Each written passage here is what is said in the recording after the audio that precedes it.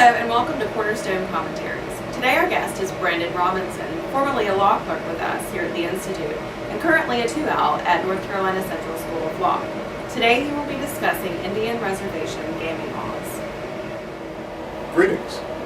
Allow me to take a few minutes and share with you some thoughts and reflections on the subject of regulation of Indian gaming operations on tribal reservations throughout the United States.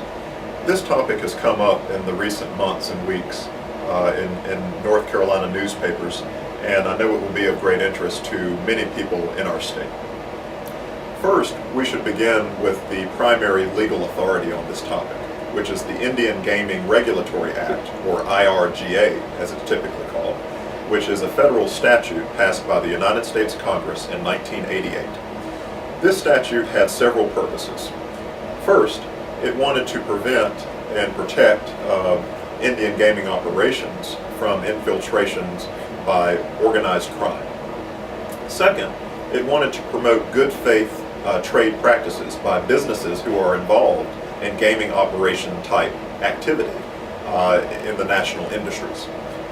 And then thirdly, it wanted to provide a rational framework by which federal, state, and local government entities could cooperate in their regulation within their respective spheres under the statute.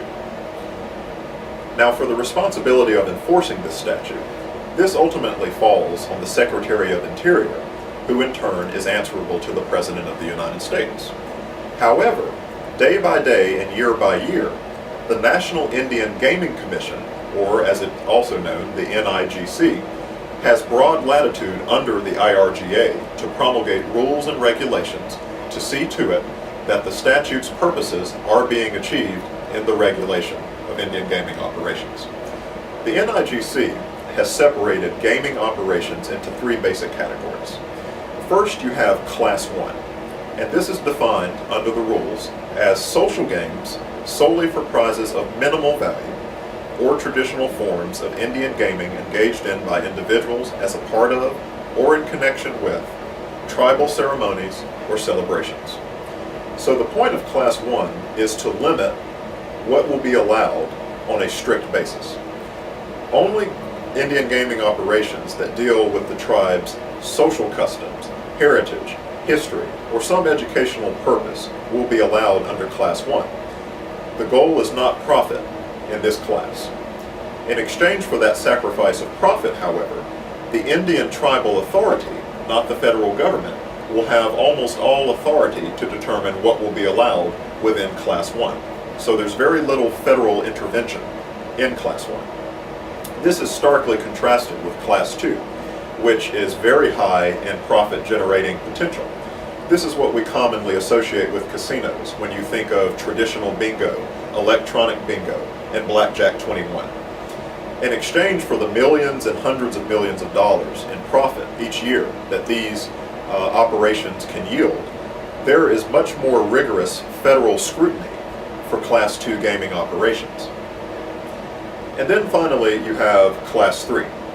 Class 3 basically serves as a catch-all provision. It encompasses gaming operations that are not explicitly covered under Class 1 or Class 2.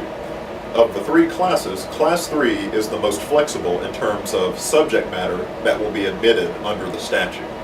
However, not only is there rigorous federal regulation and scrutiny, but also the state in which the Indian sovereignty is located, for example, North Carolina, can attach its additional stipulations to the federal stipulations as long as the state's stipulations do not contradict what the federal government has allowed.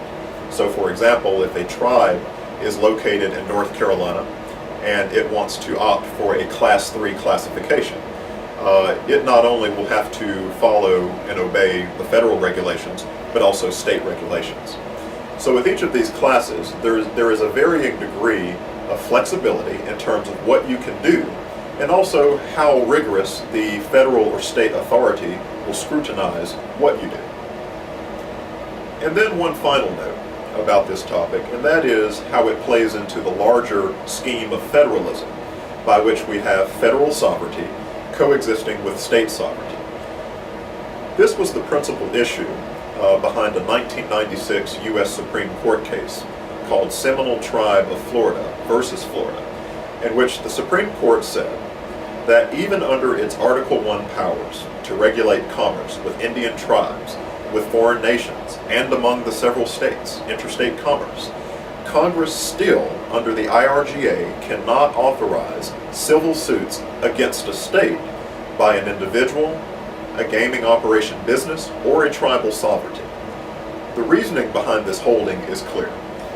In Amendment 11 of the Constitution of the United States, states are not allowed to be sued in federal court without express consent on the state's part. Thanks for joining us, and we hope you'll stay tuned for more of Cornerstone Commentary.